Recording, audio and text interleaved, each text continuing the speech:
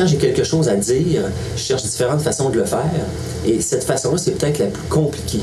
Parce qu'on ne peut pas faire ça seul. Il faut avoir un caméraman, il faut avoir un preneur de son, il faut encore une fois, comme je disais, louer des avions.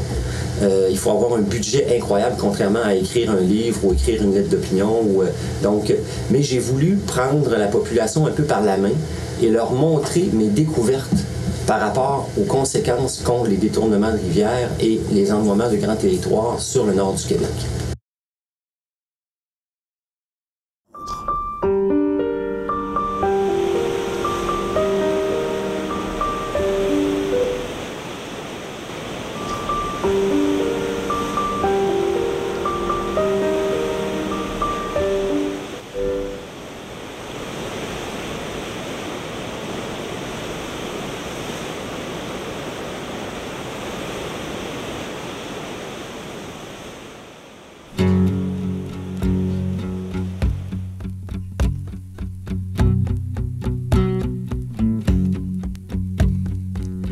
J'entends des cris, j'entends des pas, j'entends des rythmes au fond des bois, j'entends la danse des Indiens et leur tam-tam résonne au loin. J'entends leur souffle dans la plaine, j'entends leur cœur battre de peine, comme on dirait une complainte qui vient du sud, qui vient du nord. Hydro-Québec a terminé, en 2007, la construction d'un 4e barrage sur la rivière Péribonka, à la jonction de la rivière Manoine, au kilomètre 78 du chemin des Passes dangereuses, tout au cœur de ce pays d'en haut situé au nord du Saguenay-Lac-Saint-Jean. Parallèlement à ce projet, la Société d'État détournait vers le réservoir Pipmauken le principal affluent de la Péribonka, soit l'impétueuse rivière Manoine, créant ainsi le réservoir du Grand Détour. Sur la côte nord, les rivières Saute-au-Cochon et Port-Neuf étaient elles aussi partiellement dérivées pour turbiner davantage d'eau à la centrale Bercimis 1 sur la rivière Bétiamite. Mon enfance a été habitée par les récits légendaires et les histoires de pêche dans les vastes bassins versants de ces deux rivières, dont faisaient partie jadis les fameuses passes dangereuses, parce que périlleuses à franchir en canot. Quand j'ai voulu voir ce qu'il en restait, j'ai constaté que le 3e barrage, construit par l'Alcan en 1941, les avait rendus inoffensifs. Cet endroit n'a aujourd'hui presque plus rien de bucolique ou de légendaire, sauf peut-être pour les ingénieurs civils. Le débit de la Péribonka a substantiellement diminué, quand il n'est pas carrément remplacé par de longs réservoirs, comme celui des passes dangereuses. J'ai voulu illustrer concrètement ce qui arrive quand des rivières comme la Manoine, la Saute-au-Cochon ou la Port-Neuf sont partiellement détournées et qu'elles en perdent jusqu'à 75% de leur débit. Ou alors, quand de simples ruisseaux deviennent des torrents gonflés par l'afflux de canaux de dérivation artificielle. Réglons dès le départ une question. À cause du castor géant et efficace qu'est devenu l'hydro, le Québec se qualifie de plus en plus pour être rebaptisé le pays des réservoirs et non plus celui des lacs. Quand Hydro-Québec débarque sur une rivière comme la Romaine ou la Grande, c'est non seulement un, mais jusqu'à 4 barrages et réservoirs qu'elle y construit sur tout son cours. Le Péribonka 4, comme son nom l'indique, est venu s'ajouter pour sa part à 3 autres barrages construits par l'Alcan sur la Péribonka. Enfin, je tenais à montrer les impacts réels sur de vastes territoires de la création d'immenses réservoirs comme ceux du Lac-Saint-Jean ou du Grand Détour. Tout cela en interrogeant les gens les plus directement affectés par ces transformations de leur environnement. Moi, je suis de ceux qui pensent que c'est la plus belle énergie, mais je suis de ceux qui pensent aussi qu'on a sous-estimé longtemps l'impact réel qu'avaient ces barrages-là, ces réservoirs-là surtout. Le Québec, c'est pas le pays des lacs, c'est le pays des réservoirs. Je sais pas comment il y en a là, quand on regarde la carte. Quand on vit à Montréal, on voit pas cette réalité-là, ou même à Québec, on la voit moins. Il y a eu des grands projets qui ont été abandonnés dans la région de Montréal. Sur-Ouest, c'est un autre exemple. Mais dans ce cas-là, il y a d'autres enjeux, le fait de serre, etc. Mais toutes les rapides près de Montréal, il y a un potentiel hydroélectrique là, est incroyable. Là, jamais on entend parler de projet de barrage. Là, même René Lévesque avait tassé les études préliminaires. Il y a trop de population et c'est trop proche de la population. Donc, ça a un impact politique. À la fin, tout est politique. C'est ça l'histoire. Quand j'étais avant, là, moi, avant qu'il soit barré, là, tu sais, c'était beau, c'était une belle rivière, puis elle était assez poissonneuse parce qu'on avait guidé là avec des Américains, même. Après ça, j'ai été, après qu'ils l'ont barré, là, au moins 7 à 8 ans, je pense. Puis là, ben, tu sais, mais je suis perdu parce que c'est pas que j'étais rendu, ça avait tout changé, là. On avait pêché, mais on n'a pas pogné des poissons comme on en pognait avant qu'ils soient barrés. Okay. Quand on observe à vol d'oiseau le Québec, on constate que l'immense majorité des grandes surfaces d'eau qu'on distingue s'avèrent en fait bel et bien des réservoirs. Leur quantité est impressionnante. Sauf le lac Mistassini, qui se trouve en plein centre, les grandes surfaces d'eau douce sont toutes des réservoirs, même celles qui persistent à se nommer faussement lac, comme le lac Saint-Jean, qui ne l'est plus en fait depuis 1926. Une seule région demeure pour l'instant vierge de tout barrage, le Grand Nord du Québec. L'avant-dernière était la Basse-Côte-Nord, mais en 2013, Hydro-Québec a entrepris la construction de 4 barrages sur la Romaine. Les rivières Magpie et Petit-Mécatina sont les suivantes dans la mire d'Hydro-Québec. Ainsi, peu de Québécois savent qu'en 2011, la superficie totale du Québec couverte en réservoirs correspondait à plus de 62 fois celle de l'île de Montréal, et que les lignes de transport couvrent une distance déboisée de plus de 33 000 km. Donc, c'est une rivière là, qui est vraiment là, un déversoir du lac Saint-Jean. Il y a 2 rivières qui déversent le lac Saint-Jean. Il y a la grande décharge et la petite décharge. Celle-ci, c'est la plus petite. Vous voyez, elle est quand même assez grosse. Et là, elle est au maximum de son débit parce qu'actuellement, le lac Saint-Jean est vraiment rempli à ras-bord. Donc, il faut absolument qu'il y ait de l'évacuation massive qui se fasse parce que c'est en train d'altérer les berges. La convoitise pour bâtir un barrage sur la grande décharge du lac Saint-Jean remonte au début du 20e siècle. Mais à l'époque, la compagnie Alcan a dû lutter contre l'opposition des agriculteurs qui cultivaient autour, jouissant des terres les plus riches et les plus productives de toute la région. Ce fut le cas d'Onésime Tremblay, un modeste agriculteur de Saint-Méthode qui s'y est opposé jusqu'à ses dernières énergies. Au terme de son combat, il disait « Tant de gens nous demandent pourquoi nous luttons au lac Saint-Jean. Aussi longtemps que ceux qui sont chargés de protéger la société se feront les complices des compagnies qui veulent tout dominer chez nous, il n'y aura pas de changement. Mais en attendant, nous lutterons jusqu'au bout. Ces choses-là doivent être connues du public. » Mais déjà, il s'en prenait à trop puissant. En 1926, Alcan rehaussa le niveau du lac et ennoya les terres des agriculteurs. Alors, on se trouve aujourd'hui à Saint-Félicien, secteur Saint-Méthode, au lac Saint-Jean, et on est présentement en avant de la rivière Tisquoapé, ainsi que l'église de Saint-Méthode, où en 1926, lorsque la centrale hydroélectrique d'Île-Maligne à Alma a été construite et que les portes d'évacuation ont été fermées, ça a entraîné une augmentation du niveau du lac Saint-Jean ainsi que celle de la rivière Tisquoapé. La rivière a débordé jusqu'au parvis de l'église, la première marche du parvis de l'église de Saint-Méthode. Ces terres sont à jamais perdues, et les gens ont tellement oublié tout cela qu'ils continuent d'appeler lac ce qui est devenu un réservoir assujetti aux besoins de la compagnie australienne Rio Tinto Alcan. Cette compagnie maintient le niveau du réservoir à la limite du maximum permis par décret, ce qui gruge ses berges petit à petit et l'a forcé, depuis 30 ans, à dépenser près de 90 millions de dollars en ouvrages stabilisateurs. Vers le milieu des années 80, nos travaux de stabilisation de berges, de même que la gestion du niveau de ce réservoir-là, ont commencé à être régis par un décret du gouvernement du Québec. Onésime Tremblay serait sûrement très déçu s'il apprenait que depuis 1926, le périmètre du réservoir Saint-Jean est passé de 210 à 250 km. Peu importe où on se trouve, les berges ont reculé de plus de 100 mètres.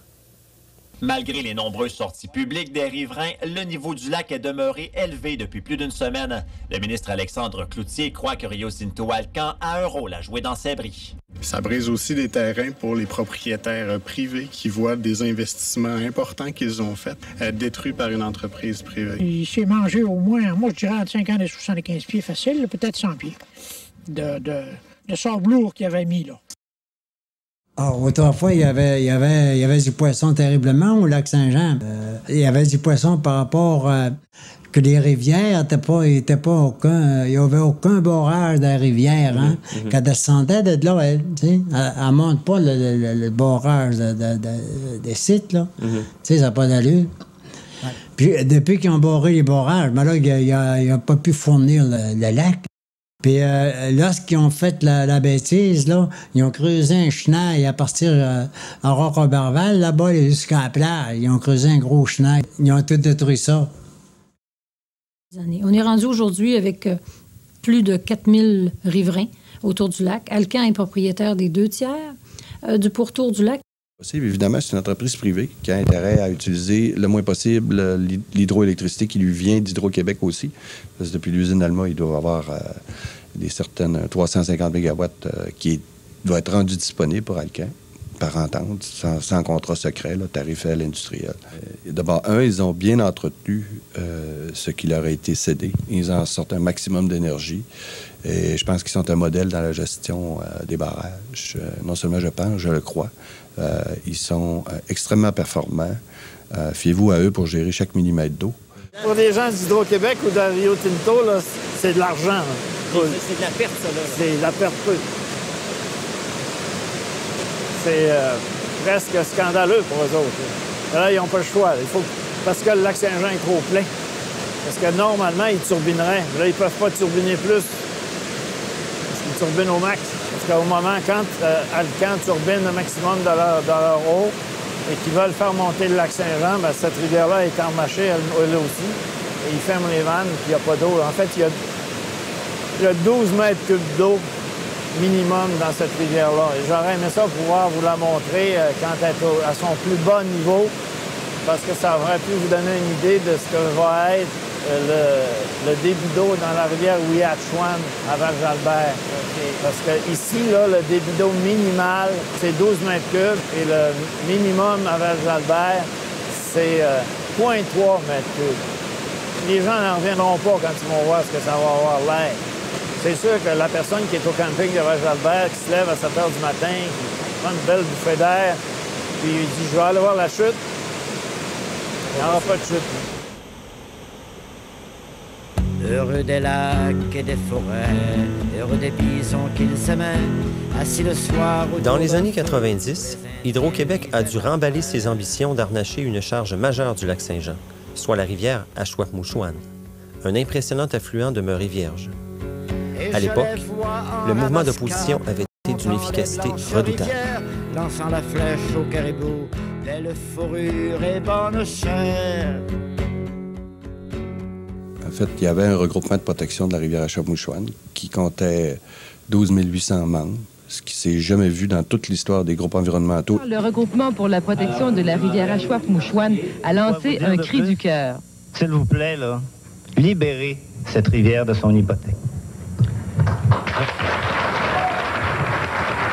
Et les gens avaient décidé qu'il n'était pas question d'ennoyer 680 km² de territoire et de territoire forestier à une centaine de kilomètres au nord-ouest de Saint-Félicien. Au mois de juin dernier, on avait 79 % des gens du lac Saint-Jean qui étaient contre le projet. Ce projet-là, c'est ça le problème, c'est qu'il vient il frappe de front un choix de société, qui est un choix, est-ce qu'on va garder des rivières au Québec ou est-ce qu'on n'en gardera pas? Harnachons, à compter d'aujourd'hui, cessons le tir, faut-il harnacher la Chapouchouane? Et disons, je harnache, tu harnaches, nous harnachons. Une rivière, il faut être un petit peu connaisseur. C'est sûr qu'à Montréal, c'est plus dur de comprendre ça. Mais une rivière, dans l'écosystème, c'est important. Quand on vient faire du canot de façon sérieuse au Québec, on vient faire la Chapouchouane. Ouais. Ça, c'est clair. Au début des années 80, Hydro-Québec avait arrivé avec un projet. Il consistait en 4 barrages hydroélectriques sur le Chapouchouane. Et à ce moment-là, le conseil de bande s'était opposé à ça. Et il a quand même milité pour maintenir la rivière Chapouchouane dans son aspect naturel ou le plus naturel possible. Du monde qui veut le garder. Il y en a du monde qui vont chasser là, pêcher, qui l'utilisent. C'est un patrimoine pour nous autres. C'est pas à vendre. Puis d'ailleurs, on n'a jamais mis de pancarte. Non, mais c'est important. Il y a quelqu'un qui est venu en hélicoptère qui a dit « Hop, que c'est beau! » Puis là, ils ont dit, on voudrait vous acheter, mais jamais personne n'a dit, faites des annonces dans le journal pour dire qu'on voulait vendre cette rivière-là. Je suis encore à chercher les véritables désavantages, sauf peut-être que l'eau qui va peut-être être un peu plus sale pendant 2 ans, puis un peu moins d'eau dans la rivière pendant 2 ans. Mais après, à court et à long terme, je pense que les avantages sont tellement énormes qu'il faut presque souhaiter qu'on vienne salir la rivière un peu. Des vraies raisons, il y en a. Ça va détruire la rivière, ça va détruire la Bonaniche, ça va détruire le parterre forestier, ça va mettre du mercure dans le lac Saint-Jean, ça va nous sous-développer encore une fois parce que ça va créer 23 emplois permanents, puis on va en perdre au-delà de 100 en forêt, puis au-delà de 150 en récréo touristique. D'abord, le territoire lui-même est un bon territoire forestier. Deuxièmement, c'est une des rivières qui est probablement la plus connue pour son accès à la route des fourrures jusqu'à la baie James, qui est très documentée à partir des années 1700. Là, ça va être l'enfer. Puis ce qu'on dit dans les études, juste pour vous dire, après ça, je vais vous parler d'autre chose, les débits fluctueront constamment d'une journée et même d'une heure à l'autre, variant, par exemple, de 15 mètres secondes à 9 mètres secondes. Au moment où on a fait la mosaïque humaine, en fait, ça a été une activité de mobilisation où 2000 personnes sont venues écrire le mot Ashwamouchwan et qu'on a filmé du haut des airs en hélicoptère. Et c'était une activité qui était extrêmement mobilisatrice. C'était pour démontrer que les gens voulaient protéger cette rivière-là. Moi, quand j'expliquais ça aux gens, je disais que c'était un gros bain puis un lavabo. Puis là, il remplissait le lavabo 2 fois par jour. Fait que le matin, il vidait le lavabo, c'est que ça servait à la pointe horaire. C'était vraiment un projet de pointe horaire. Ça avait des conséquences, imaginez, en aval de la rivière, donc ça faisait des débits changeants à chaque jour. En plus de créer en haut du premier barrage un réservoir qui était l'équivalent du 2/3 du lac Saint-Jean. Et étant donné que le couvert de glace était défait à chaque jour, ça créait un amoncellement de glace vers Saint-Félicien, donc en aval.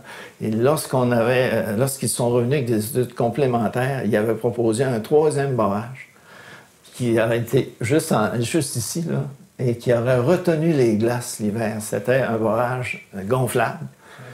Il y avait des piliers, puis entre les piliers, il y avait un barrage gonflable, puis l'été, les gens auraient vu juste les piliers, mais l'hiver, il aurait retenu les glaces. C'est un projet de fou. C'est sûr qu'on a gagné, là. Avec ça, on a démontré à Hydro que ce projet-là était inacceptable et qu'il fallait protéger la rivière.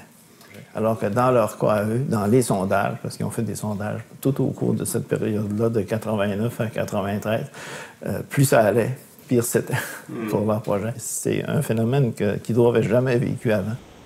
Suite à la pression de la population puis le travail qu'on a fait, Hydro-Québec a suspendu le projet. Donc, Hydro-Québec a décidé qu'il n'y avait pas d'acceptabilité sociale pour poursuivre. L'objectif de protéger une grande rivière par région ne devrait-il pas représenter un seuil minimum?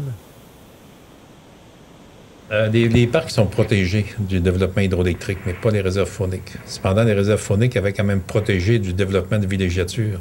Donc, c'est ce qui fait que la rivière garde quand même un côté, je dirais, un peu naturel. Il n'y a aucun chalet, il n'y a aucune construction le long de la rivière à cause du statut de réserve faunique.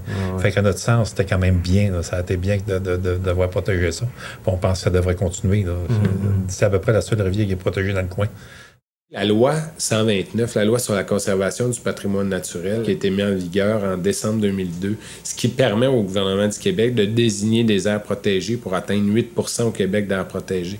Cette loi-là est très claire, c'est-à-dire qu'on y interdit toute activité industrielle. Puis industrielles sont décrites, c'est l'hydroélectricité, production d'hydroélectricité, coupe forestière, exploitation, exploration minière. Le statut de réserve faunique, c'est autre chose. Les usages industriels sont permis. Les réserves fauniques ont été créées pour l'aménagement de la faune, dans une perspective de chasse, de pêche, et non pas dans un but de préservation.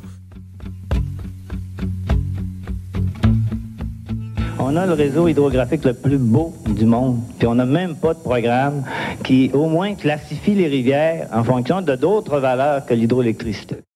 En fait, on a là l'image, comme moi j'appelle le trophée, mon trophée de lutte.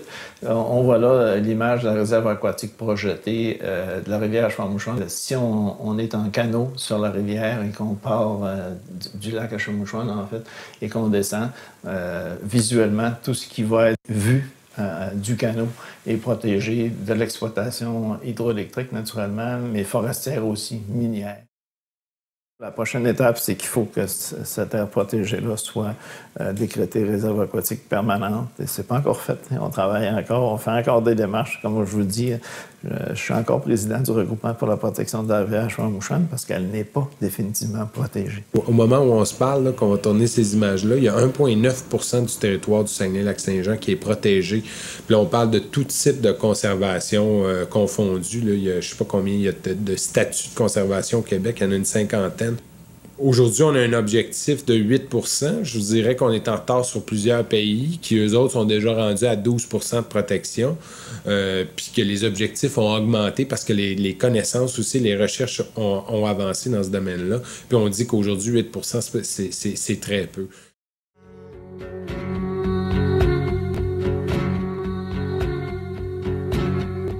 Au début du 20e siècle, le réseau hydrographique au Saguenay-Lac-Saint-Jean et sur la Côte-Nord était passablement différent. Peu à peu, Alcan, puis Hydro-Québec, ont fait converger de nombreuses rivières vers 4 méga-réservoirs.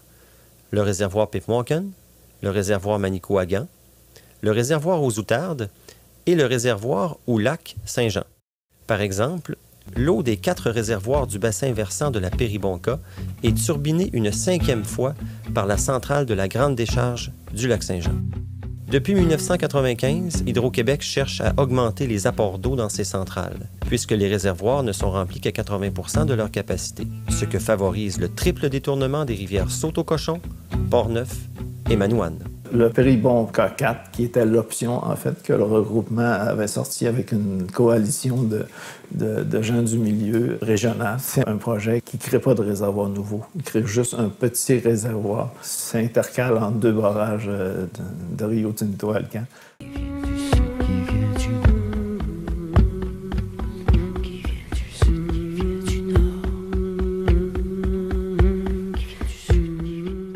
La construction d'une 4e centrale sur la Péribonka est évaluée à 1,2 milliard de dollars.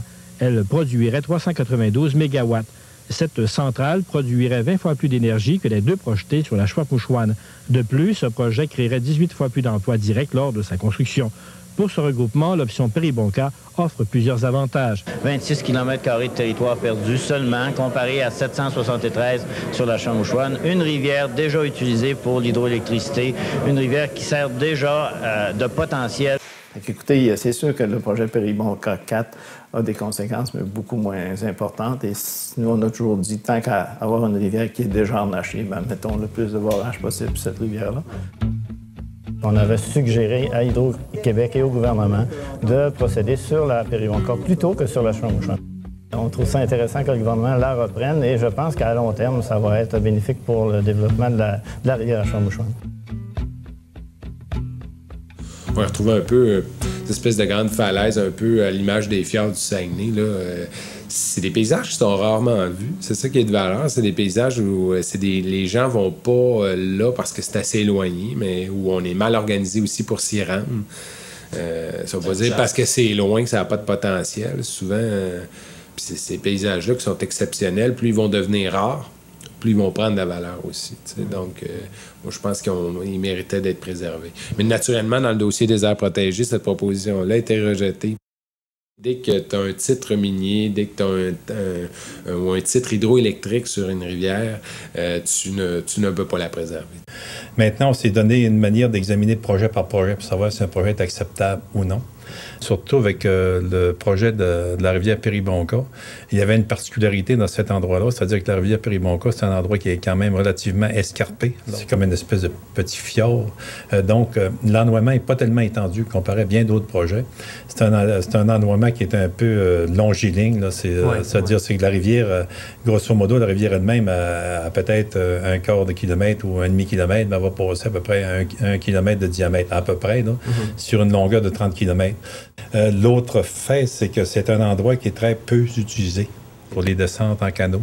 Il y avait tellement de rapides que les gens préféraient prendre le circuit de la rivière Serpent même s'il y avait des portages de ce côté-là. Il y a une petite partie dans la partie plus au sud, là, entre la rivière Serpent puis, je dirais, l'embouchure de la rivière Manoine. Dans cette zone-là, c'était plus utilisé, mais plus haut, là, c'était pratiquement jamais utilisé. C'est trop difficile d'accès. Puis, en fait, c'est un des éléments qui a contribué quand même, je dirais, à l'acceptation du projet.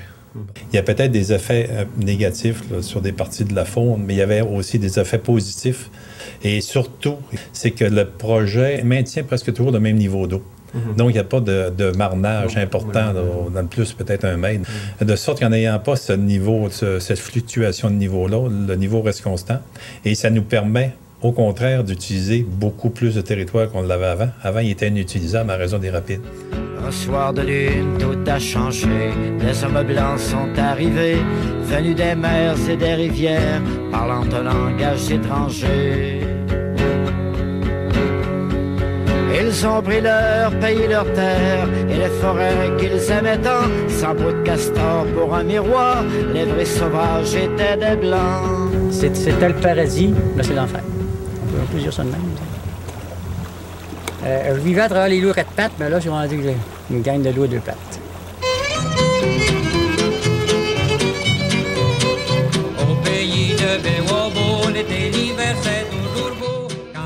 Dans le roman Les belles histoires des pays d'en haut, de Claude-Henri Grignon, un des amis d'Alexis, le prétendant de Donalda, était un Amérindien du nom de Bill Wabo.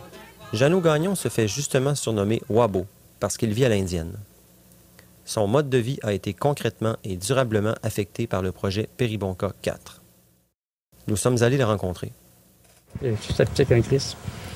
Ils ont posé des raies l'année passée, là. Une dizaine de raies, puis ils pognaient des poissons, fait des études. Ah, des filets, là, des raies? Oui. Puis ils leur mettaient des émetteurs dans la gueule. Oui. On a pogné avec des petits émetteurs dans la gueule, là. Puis pour suivre le poisson, là. Le serpent, ça va être baigné, un petit gars, en bas au complet. Le poisson se tenait là, le brochet, là, il y avait des belles battures de foin. Il rentrait là, puis il pognait 33 livres, là, comme un brochet, là. Je pense que ça va être fini. Pas prendre un d'autre. C'était beau, Chris. Et le serpent, t'as jamais vu le bas de serpent? Elle se jette en bouillon blanc, mettons, là, puis là, elle arrive en bouillon blanc, là, dans les rochers, puis là, ça tombe bien calme. Tout en beau foin, des grandes battures de foin en bas. Le paradis. Puis là, ça va être baigné, ça, il va comme un dos, là, tu penses, là. Ben, même les montagnais disent que ça va être bon pour le poisson. Oui. Eux autres, avec ce qu'ils ont eu, ils vont dire n'importe quoi. Non? Tu sais comme moi, ils ont eu 113 millions. Ils vont dire comme l'hydro. Non? Avec l'argent, tu fais tout. Ils ont tout fait. Ils ont acheté les Indiens avec.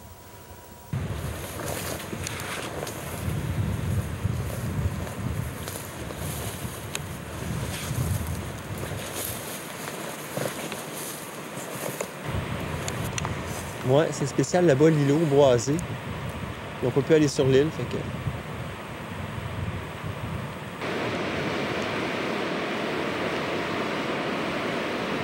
Tu verras pas ça 2 fois dans ta vie.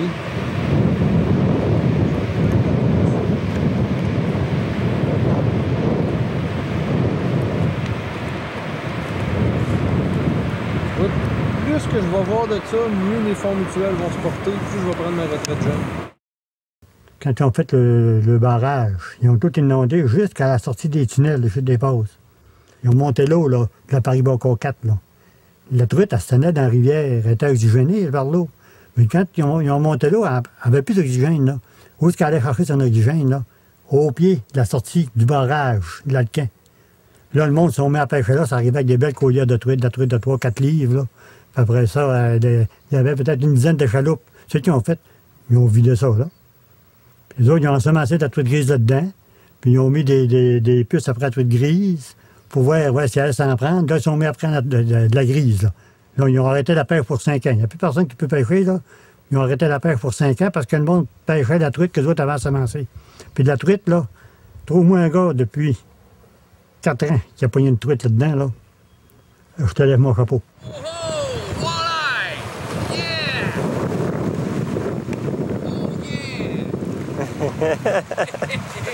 Qu'est-ce que c'est ça? Hein? Une inondation, ça fait mal parce qu'en fait, tu vas perdre une partie de terrain sur laquelle tu étais attaché. Tu as des souvenirs qui sont attachés là. Tu as des endroits où tu as campé, tu as des endroits où il y a même des gens d'enterrés. Donc, tu as quand même une histoire qui est là. Lorsque c'est inondé, moi, je dis souvent que ça dure le temps d'une génération. Parce que ces générations qui poussent, ils viennent au monde avec un territoire inondé. On va vous prendre l'exemple du barrage Péribonka. Il y a quelques vieux ici qui s'en souviennent comment c'était avant d'être inondé, mais la balance du monde ne savent pas. Et même, ils ne voudraient pas que ça revienne comme c'était. L'homme s'adapte à tout. Ouais, et tu viens habitué à ça. Donc, ça fait mal parce que tu as un souvenir, mais tes enfants, tes petits-enfants, pour eux autres, ça ne représente absolument rien. Et donc, la question d'inondation, oui, ça fait mal sur le coup, mais ça ne dure pas. C'était sauvage dans le temps. Mais aujourd'hui, là, hey, c'est dit quand ça saute, la dynamite, là. C'est l'enfer. Le camp, il shake de même la nuit. En pleine nuit, il travaille jour et nuit, là. Ça n'arrêtera plus pendant 5 ans. Que je fasse shit, moi. Les fins de semaine, ça n'arrête plus jamais. Puis c'est plus normal. Quand ça saute, là, la nuit, là, c'est l'enfer. Il y a une sirène qui va griller, ça veut dire préparez-vous. Puis là, ça saute. Il peut y avoir 35-40 coups de fil, là. Bam, tu seras en Irak, c'est Saddam Hussein. Puis quand ils font sauter de la dynamite, là, la rivière était venue une journée, c'était bien sale ici, là. Ça empestait le souffle. Ça sentait la grandeur de la rivière. Puis l'eau, là, de Manawan, était bien brouillé, bien brouillé. C'est la fin du Donaldo. Si ça continue, il en restera pas. C'est la fin du Donaldo. Si ça continue, il en restera pas. C'est la fin du Donaldo. Si ça continue, il en restera pas. C'est la fin du Donaldo. Si ça continue, il en restera pas. Ben, l'importance qu'il y a pour toute la famille des Simeon, c'est qu'on a vécu là. On a été chercher pour s'habiller. Je vivais avec ma famille, tu vois, que j'élevais ma famille. J'ai vécu avec ça, tu sais. Puis on a été même à la chasse. La chasse, ben, tu sais, je vendais la fourrure aux Français, là, quand ils venaient, je l'arrangeais comme il faut. Puis le plus important, ben, c'est c'est des souvenirs inestimables. Nous autres, on était, je pense, les enfants les plus heureux sur la Terre. Des fois, nous autres, on chassait puis on envoyait plus que de besoin. Là, des fois. Mon père disait, ménagez-les, les animaux. Ménagez-les. Faut que ça soit ménagé. Puis il y a des fois qu'ils passent, des fois qu'ils vont être malades. Il n'aura plus, mais qu'ils n'aient plus, ben là, ça va être complètement, là, tu sais. Ardien, tu ne pourras pas manger, tu ne pourras plus t'acheter ardien tout, tu sais. J'allais pêcher avec mon chum, moi, sur cette rivière-là, moi, avant qu'il inonde, là. T'allais sur le bord. J'ai vu de l'orignal sur le bord, des eaux qui se prenaient sur le bord. T'en vois plus aujourd'hui, tu vois plus ça, là. Tu sais, la nature, elle change de place, ils changent, eux autres, là.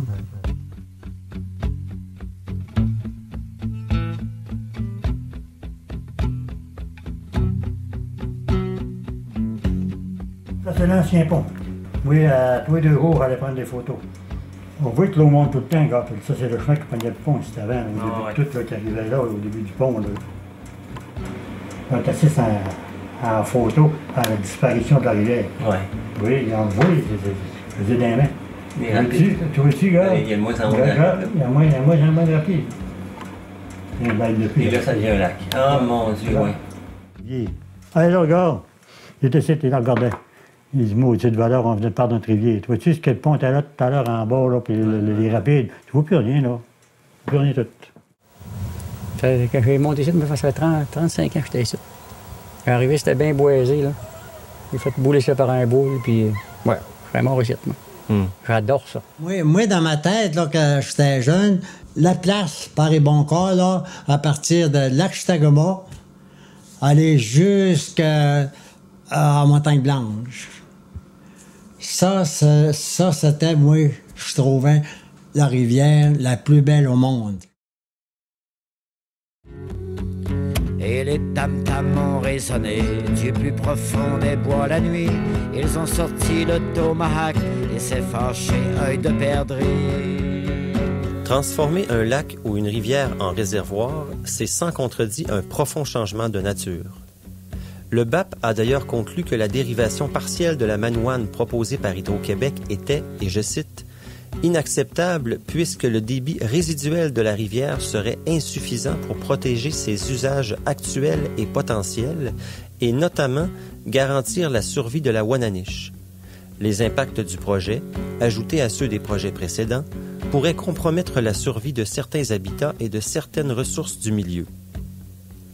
Pourtant, une telle dérivation est maintenant bel et bien chose faite. La guerre m'a dit cette nuit le grand esprit, demain nous partirons en guerre pour notre mort et notre vie.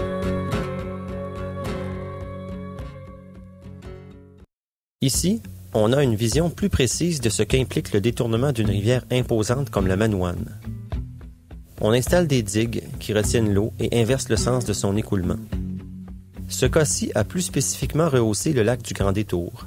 Les apports d'eau de la Manouane dérivés l'ont transformé en réservoir et fait passer de 4 à 23 km². Son débit moyen annuel est passé de 9 à 31 mètres cubes à la seconde, soit une hausse de 225 %. L'ancien lit de la Manouane, plus foncé, serpente au fond du nouveau. Il devient plus loin le réservoir du Grand Détour.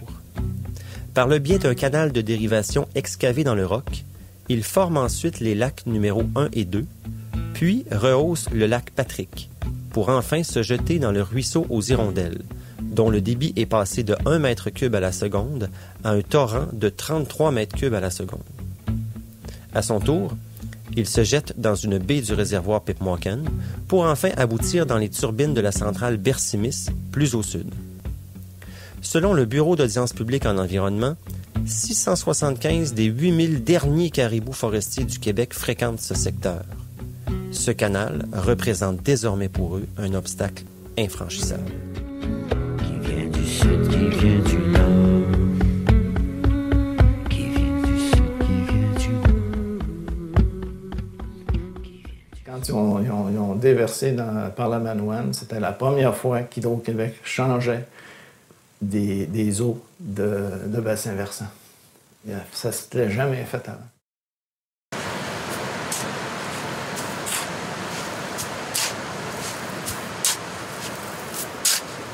Oui.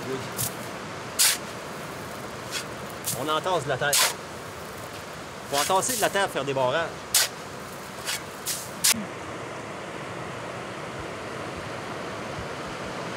OK, là, Denis, je vais vulgariser pour être sûr que tout le monde comprend, parce que c'est assez complexe tout ça, l'enchaînement des rivières et des réservoirs. Donc ici, on a le plus connu, le lac Saint-Jean, qui est un réservoir depuis 1926.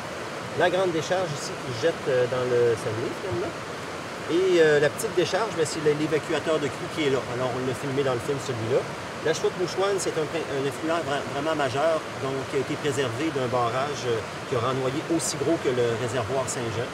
Fait que finalement, Hydro-Québec s'est tourné vers le Péribonka 4, qui crée un réservoir moins grand. Mais avant ça, ce qu'il faut comprendre, c'est qu'il y a un premier réservoir juste ici, qui est Chute à la Savane, construit en 1952. Le deuxième petit réservoir avec un barrage ici, c'est le Chute du Diable. Quand on va sur Internet, vous allez voir qu'il y a juste le barrage lui-même. Là. Il n'y a pas de chute, là. Ça n'existe plus, les Chutes du Diable. Mais le nom reste, hein. C'est ça qui est étrange, c'est que les noms restent identiques avant l'ennoiement. Et on a Chute des Passes, qui est le premier barrage construit en 1941. Alors, la rivière était déjà hypothéquée de 3 barrages. Hydro-Québec s'est dit, avec le consentement de l'opinion publique aussi, c'était moins grave de mettre un 4e barrage sur une rivière déjà harnachée. Donc, on en construit un ici, qui est Péribonka 4, qui crée un ennoiement quand même escarpé, comme le dit si bien Alain Neptune dans le film. Donc, et ça ennoie naturellement le delta de la rivière Serpent qui est ici. Et toutes les petites rivières qui jettent aussi leur embouchure est ennoyée. Et ce que ça fait aussi, c'est que le poisson est confiné. Donc, il se retrouve à l'endroit où ça bouge un peu. Il y a des bouillons au canal de dérivation de Chute des Passes. Et les pêcheurs s'installent là. Ils peuvent vider comme ça facilement le réservoir.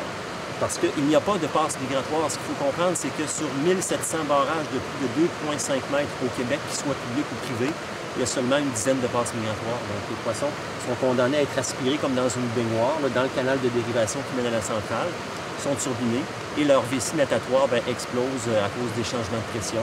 Ce qui fait que les goélands peuvent les manger à l'eau bout facilement. Parce qu'on ne joue pas l'apprenti sorcier de dériver une rivière. Et ça nous a sérieusement questionné. Le fait de dériver de l'eau dans un autre bassin versant. Donc, la Société d'État Hydro-Québec, pour augmenter le turbinage de centrales déjà existantes sur la rivière Berzimis, les centrales Berzimis 1 et Berzimis 2, ont détourné la tête du bassin de la rivière Saut-au-Cochon. Et aussi de la rivière Port-Neuf. En fait, la rivière Saut-au-Cochon, oui, c'est vrai, c'est une belle rivière. C'est encore une belle rivière. C'est une rivière qui a été utilisée par les compagnies forestières pour le flottage du bois pendant près d'une 50aine d'années. Ce que les gens voulaient, en fait, c'était redécouvrir, se réapproprier de la rivière. Et on a fait beaucoup de démarches pour que cette rivière-là soit nettoyée. C'est ce qu'on pensait, mais ce qui est arrivé, c'est encore pire. C'est que ce qu'on nous a proposé, c'est plutôt un détournement.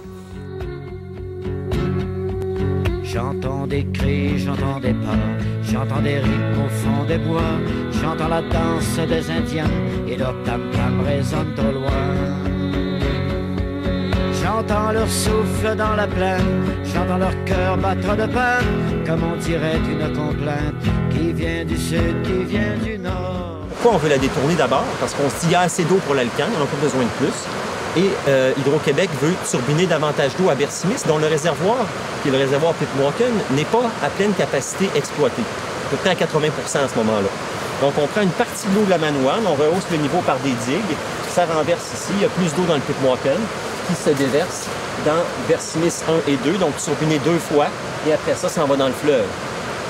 On se dit que c'est pas encore assez pour combler le réservoir, donc on prend une partie de l'eau de la rivière Port-Neuf et de la rivière Saut-au-Cochon en amont, comme ça. On envoie l'eau en détournant la rivière vers le Pittwaken aussi. Ce qui fait que les rivières ont encore de l'eau, mais moins un peu, parce qu'il y en a une partie qui s'en va dans le réservoir.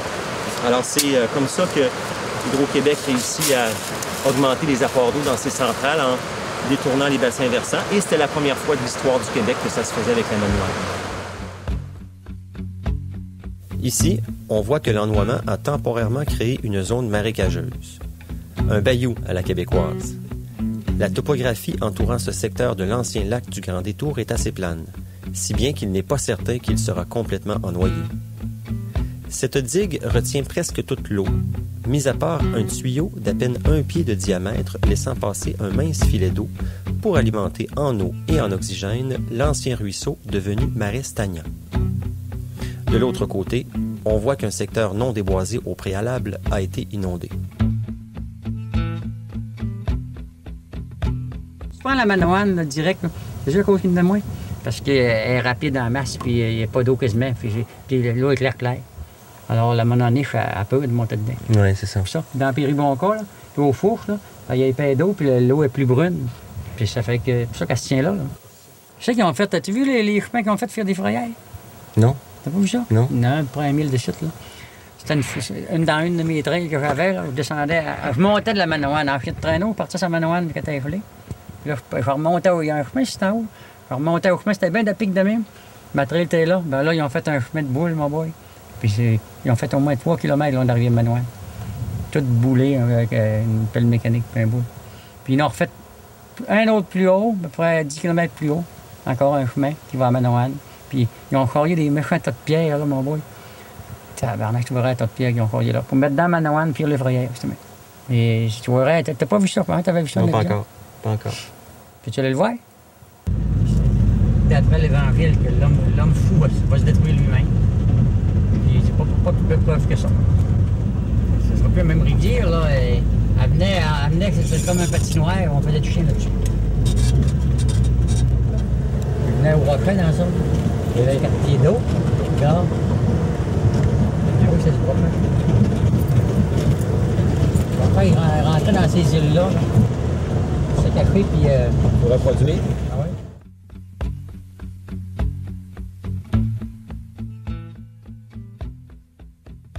Pour bien expliquer, là, c'est ça. On prend de l'eau d'un bassin versant qui coule originellement vers le lac Saint-Jean, puis on détourne une partie de l'eau vers un autre bassin versant. Avec tout ce que ça implique au niveau des espèces aquatiques, tout ça, des espèces qui n'étaient pas nécessairement génétiquement les mêmes, mais donc on sait pas comment cette faune-là aquatique va se comporter en présence d'autres types de faune aquatiques du même genre, mettons une espèce de wallaniche ou une espèce de truite. Ouais, on se demandait si ça ne pouvait pas amener, parce que la composition de l'eau, veut pas, chaque rivière où la composition de l'eau est spécifique. Et là, en fait, on mélange les eaux. Moi, je me dis, c'est pas parce que l'homme est capable de faire quelque chose qu'il doit le faire. c'est une œuvre, quand tu regardes ça du point de vue de l'humanité, tu disais, hey, tabarnouche, on est capable de jouer avec la nature, on est capable de dériver de l'eau d'un bassin versant puis de l'envoyer vers un autre bassin versant. Tu prends de l'eau du lac Saint-Jean, tu l'envoies sur la côte nord. Et bravo pour c'est ça, mais bravo pour l'accomplissement d'ingénierie, mais maintenant, est-ce qu'on connaît les conséquences de ça? Je pense qu'on n'a pas analysé en détail les conséquences d'un tel geste. Puis, donner une opinion aussi qui est peut-être très personnelle, mais je me rends compte, ça semble être plus facile à vendre de dériver une rivière plutôt que de construire un nouveau barrage. Moi, ça m'a déchiré de voir jusqu'à quel point qu'on pouvait banaliser le fait de changer. Là, on a changé le cours d'eau, on a changé le cours des choses de façon irrémédiate. C'est sûr qu'on y a réfléchi et beaucoup. La dérivation de Manoine, je dirais qu'elle a été plus difficile à faire que le projet Péribonka. Avec nos relations qu'on a avec Hydro, on l'a fait quand même réduire. Au début, le projet était beaucoup plus gros que ça. Bien avant qu'on amène ça devant le BAP, là, déjà, nous autres, on avait jugé que le projet de dérivation était trop important, il y avait trop de dégâts. L'entournement, le réservoir du Grand Détour était beaucoup plus important, il était presque le double de ce qu'il est actuellement. Mais on voit, dans le dossier de la Manoine, entre autres, le 3 mètres cubes par seconde, ça fonctionnait plus dans le dossier de la Manoine. Si on voulait préserver l'intégrité de la rivière, on parlait de 9 mètres cubes par seconde. Et puis, dans la conclusion du rapport du BAP sur la dérivation de la Manoine, le BAP revient en disant ça, que de son avis, on aurait dû maintenir un débit réservé de 9 mètres cubes par seconde pour mais le projet, il était plus rentable, il était plus soutenable à 9 mètres cubes par seconde. Donc, on a passé outre cette recommandation-là, puis on a donné le certificat d'autorisation pareil à Hydro-Québec pour qu'il aille de l'avant avec son projet. Aujourd'hui, je suis pas en même d'aller constater ces lieux, c'est quoi les impacts d'un 3 mètres cubes par seconde par rapport à un 9 mètres cubes par seconde, mais bon, il va sûrement avoir des impacts dans le paysage. Puis ça, jusqu'en aval, là, que ce soit toute la partie de la Péribonka. Puis là, on s'apprête à construire un autre barrage, donc la phase 4, qui, elle aussi, va diminuer le débit de la rivière, même si c'est une centrale au fil de l'eau. En compartimentant ces projets, Hydro-Québec réussit presque toujours à les faire passer. Le journaliste Michel Corbeil écrivait d'ailleurs « Quand l'Hydro met le cap sur une destination, c'est rare qu'elle ne s'y rend pas. » En 1996, il existait au Québec 106 centrales sur 30 rivières. En 2013, on trouve 174 centrales installées sur 121 rivières. En 17 ans, le nombre de centrales a donc augmenté de 64 % et celui des rivières harnachées de 400 %. Mais là, regardez, on a fait notre part en termes de production d'énergie hydroélectrique au Saguenay-Lac-Saint-Jean. On est le plus gros producteur hydroélectrique de la province quand on compte les barrages de Rio Tinto qui sont des barrages privés. Le projet Manoine, c'est le projet Percibis. Ça, nous, en tout cas, à la MRC, on l'a clairement compris. C'était dit, là. C'est pas été caché. Là. C'est bien clair. Les barrages avaient déjà été fabriqués pour recevoir l'eau qui allait être dérivée de la Manoine. Alors, quand on vient nous voir en bout de piste, bon, là, on a compris que c'est de l'eau que ça prend puis qu'il allait avoir des impacts. C'était penché sur le fait de forcer Hydro-Québec, à un moment donné, à aussi parler d'effets cumulatifs. Quand tu abordes un projet, là, on dirait qu'on aborde les projets au Québec tout en vase clos. Tu sais, bon, Péribonka 4, on en a parlé. Après ça, on parle de la Manoine, tout ça. Ouais, mais les deux ensemble, là, qu'est-ce que ça a comme impact? On nous annonçait autour de 300-400 hectares de milieux humides qui étaient ennoyés dans le cas de la Péribonka 4. Mais en même temps, quelques mois avant, on avait eu des audiences publiques sur Picoba où on a parlé d'à peu près 575 hectares de milieux humides qui allaient être ennoyés. Fait que là, cumulativement, tu viens de perdre 900, c'est ça qu'on avait calculé, 907 hectares de milieux humides dans la région d'un coup pour 2 projets. Sauf qu'on ne connaît pas combien qu'on en a d'hectares de milieux humides. On ne connaît même pas la photographie du départ là, pour savoir, OK, c'est ça la situation de départ. Bon, ben on s'engage à préserver tant ici. Le premier projet qu'ils ont eu, c'était le lac Manawan, mais c'était pas un gros barrage. T'sais? C'était un barrage, il faisait pas trop tard. Là, ce qu'ils ont après ça, ils ont fait là, un vrai barrage, c'était là au Passe Dangereux. Ben, la rivière Péribonka, il reste à partir du pont, puis aller à l'autre barrage. C'est pas gros. Ben, c'est pas gros. C'est tout petit, quand même. C'est pas long. Ouais.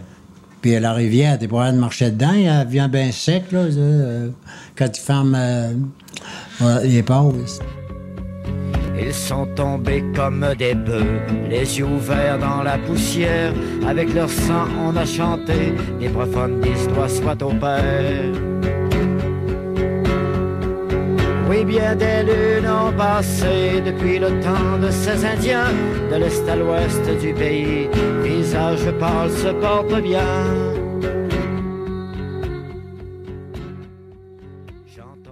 En 2014, le paradoxe du développement saute plus que jamais aux yeux.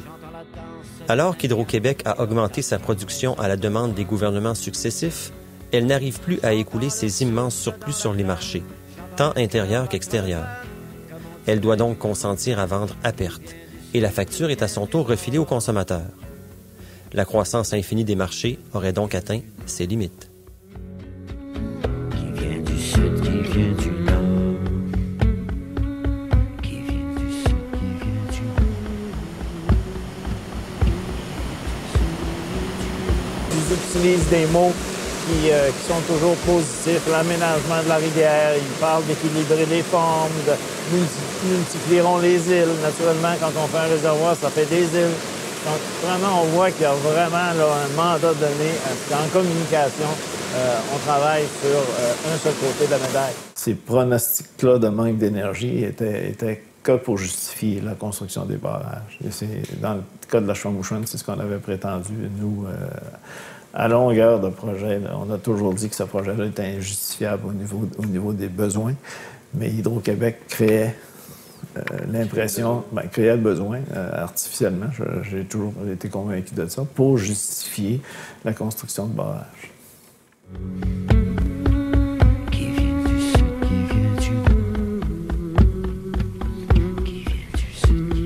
Dans le document d'information générale de 20 pages qu'Hydro avait produit sur le dossier à Chouan-Mouchouane, dans ce document-là, il n'avait que des photos de sites qui restent. C'est comme si on faisait à Rouen un reportage à Radio-Canada, par exemple, sur la ville de Rouen qui est passée au feu et qu'on montrait, le reporter montrait que les maisons qui sont restées debout, qui n'ont pas brûlé, intactes. On dirait que ça n'a aucun sens. Qu'est-ce qu'il fait là? Effectivement, Hydro regarde tout ce qu'il y a de rivières potentiellement aménageables, regarde un peu partout.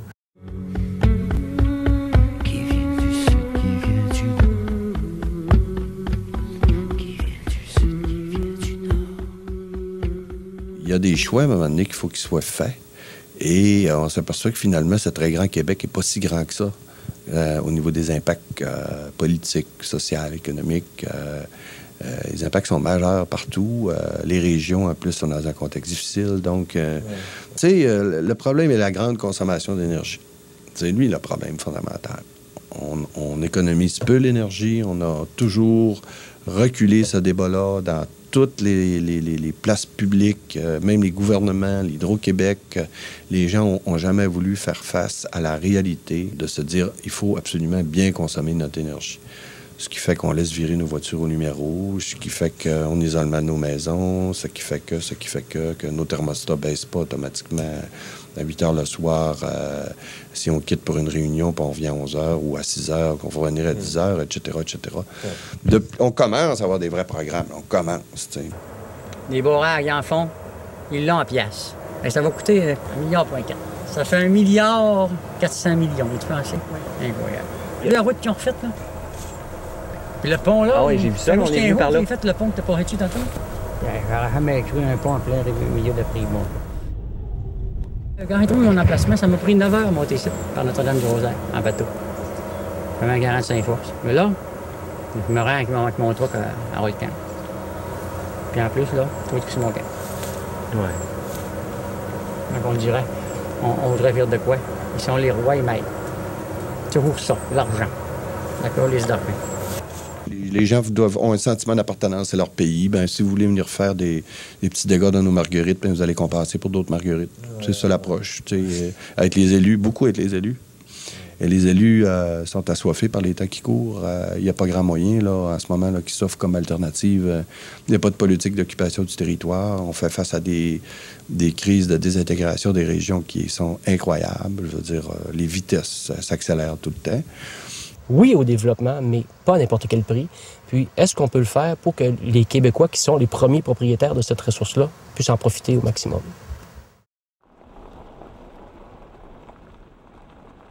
Depuis l'échec médiatiquement retentissant du projet Grande Baleine ou de celui du parc de la rivière Jacques-Cartier, il va de soi que quand Hydro s'entend avec les MRC ou les communautés autochtones, c'est forcément en argent sonnant. Et le besoin de créer de l'emploi dans ces communautés est tel que la dissidence, souvent forte au sein même de ces communautés, est muselée.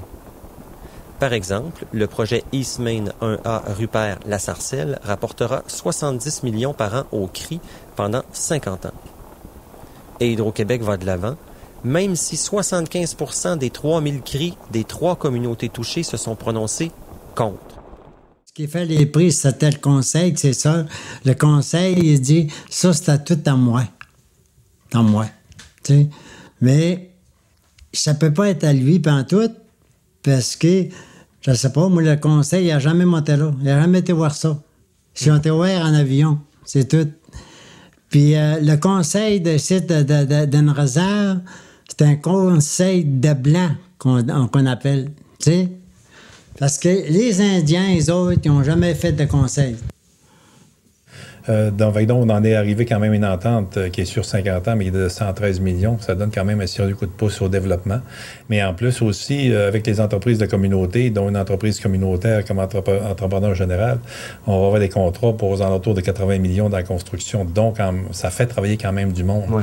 Fait en fait, on va avoir de l'argent, le conseil de banque va avoir de l'argent pour faire du développement dans la communauté ou pour susciter du développement. Pendant les audiences publiques, c'est que ce qu'on essayait d'exprimer, en fait, c'est que on n'est pas contre le développement. Au contraire, même à quelque part, je pense qu'on est tous fiers un petit peu d'Hydro-Québec, de la société d'État. Il y a un petit peu de nous là-dedans. Là. On est fiers de ça, mais ça nous a attristé de voir que le fait de détourner une rivière avait si peu d'importance, là. Quand on demande aux porte-parole d'Hydro-Québec leur point de vue, ils renvoient systématiquement au service des communications basé à Montréal. On oppose alors un refus de participer à tout documentaire le moindrement critique, que ce soit Chercher le courant, Rivière d'argent ou Castor Inc. Belle occasion ratée de donner leur point de vue sur de tels enjeux. Les riches m'enterrés. Tu sais, en rue là, c'est Christy Ben moi, les autres. En plus, j'avais vu 2 gars de l'Hydro-Québec durant l'été, ici, à mon camp. Puis j'ai dit, faites un barrage en haut, j'ai dit, un campeur, moi, puis une genre de cuisine en avant. Puis j'ai dit, t'as le ramasser? Ah oui, il dit, on baigne ça juste le, t'as dit, 22 novembre. Fait que j'ai dit, je vais le temps de le ramasser. Moi, j'allais à la chasse. Arrive là, il n'y a plus de dents. C'est pas écœurant. Hein. Plus rien, là, il n'y a plus une charte. Qui vient du sud, qui vient du nord. Je ne veux pas comprendre demain. Ils sont riches, ils se christibettent toi, les autres, là. Comment tu diras ci pis ça? Là? Ils t'enterrent avec le mot, puis ils t'enterrent avec les argent. C'est ça la vie aujourd'hui. Il n'y a plus rien à faire ici. C'était le paradis, là c'est l'enfer. On peut dire ça de même. Je vivais à travers les loups à 4 pattes, mais là j'ai rendu que j'ai une gang de loups à 2 pattes. Ah oui, c'est vrai quand même ça. Là. Mais genre, les autres, ceux-là à 4 pattes sont pas mal moins dans la route. D'après moi, pas mal moins dans la route.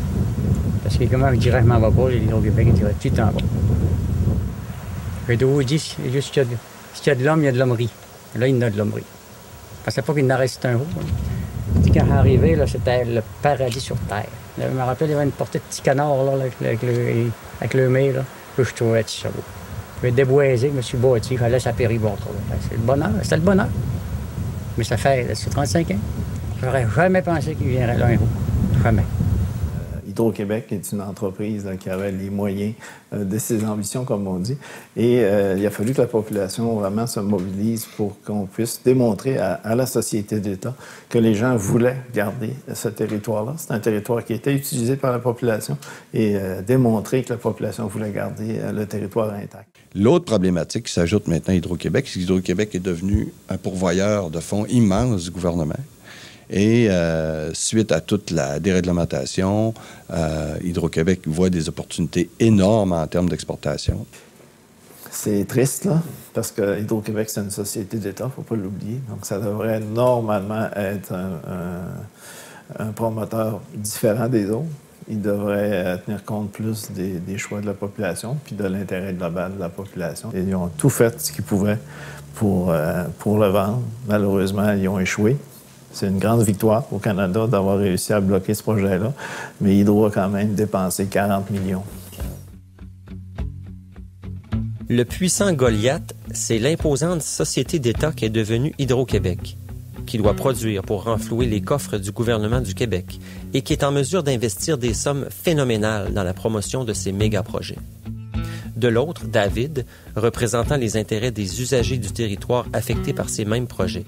Pourvoyeurs, clubs de plein air, de kayak et de canot, associations environnementales et touristiques, etc. Coincé entre les deux, le Bureau d'audience publique en environnement, organisme consultatif chargé d'émettre des recommandations chaque fois que le ministère de l'Environnement l'exige. Mais en aucun cas ces avis n'ont valeur exécutoire.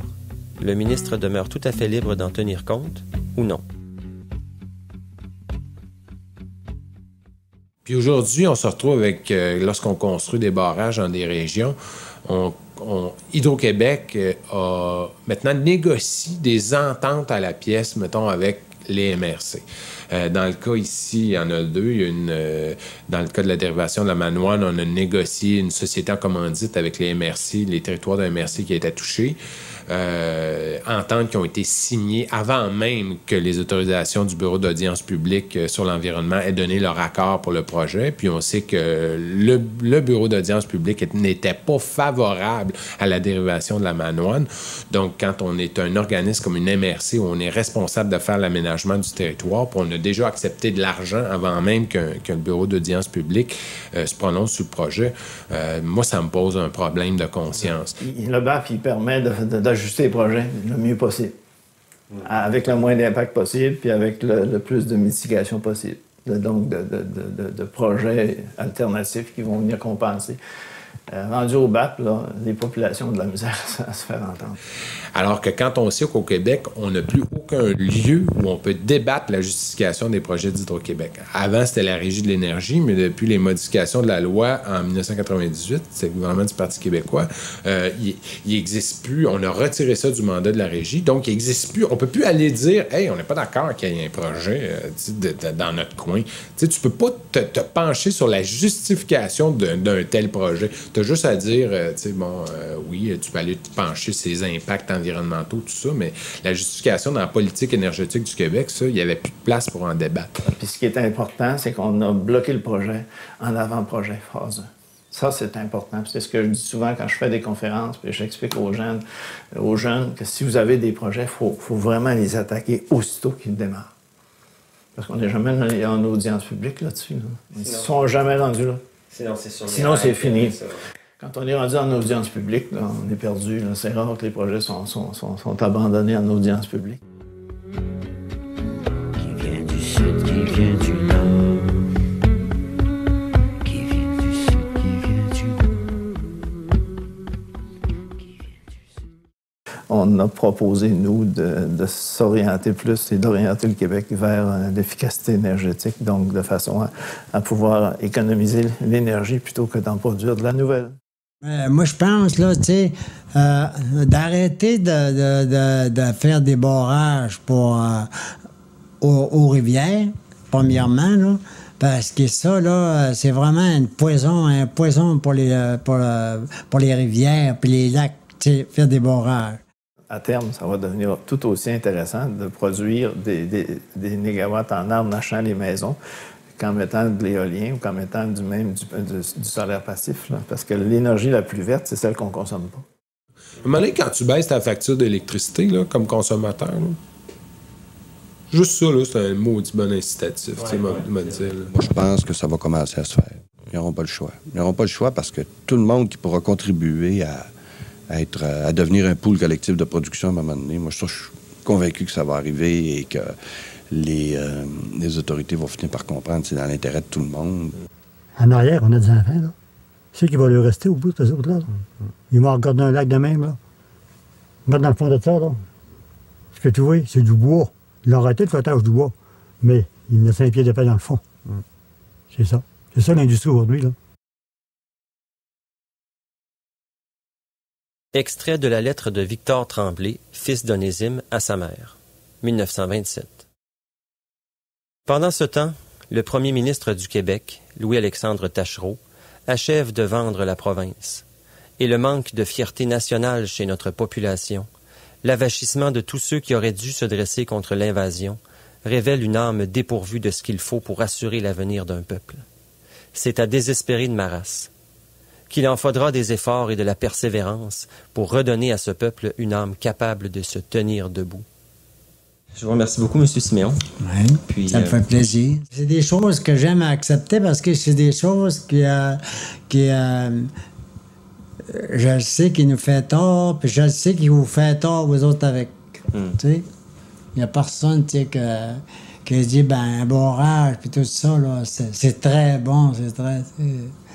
Il y a un message là-dedans qu'on n'entend pas souvent, parce qu'aujourd'hui, le discours, c'est de dire on développe le pétrole, on développe le gaz de schiste et tout, puis on oppose à ça l'hydroélectricité. Avec raison, c'est beaucoup moins polluant, puis je suis pas en train de dire qu'il faut pas développer l'hydroélectricité. Ce que je suis en train de dire dans ce documentaire-là, c'est protégeons quelques-unes des grandes rivières qui nous restent, parce que sur les 16 grandes rivières au Québec qui sont harnachées qui ont un potentiel de harnachement, il y en a 14 qui le sont.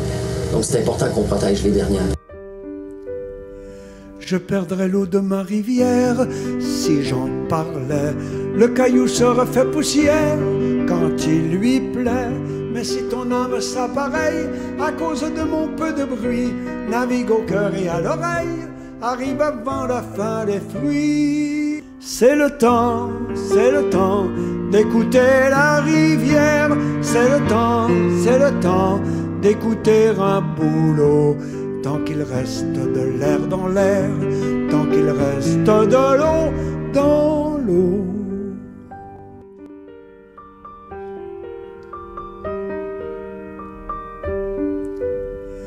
Comme la pluie aux cheminées ourle son nid, ainsi au creux de ma journée, j'aurais dormi. Je sais que seconde à seconde, on me cogne au carreau du cœur. En attendant que je réponde, je fais taire ce cœur menteur. C'est le temps d'écouter la marée. C'est le temps d'écouter un oiseau. Tant qu'il reste de l'air dans l'air, tant qu'il reste de l'eau dans l'eau. Je demeure amoureux d'une île qui dort au loin, moi qui suis le lac dans la ville et n'en dors point. D'aussi loin que je me souvienne, je n'ai point dansé à mon gré avec des amours si lointaines. Je ne suis pas près de mon gré.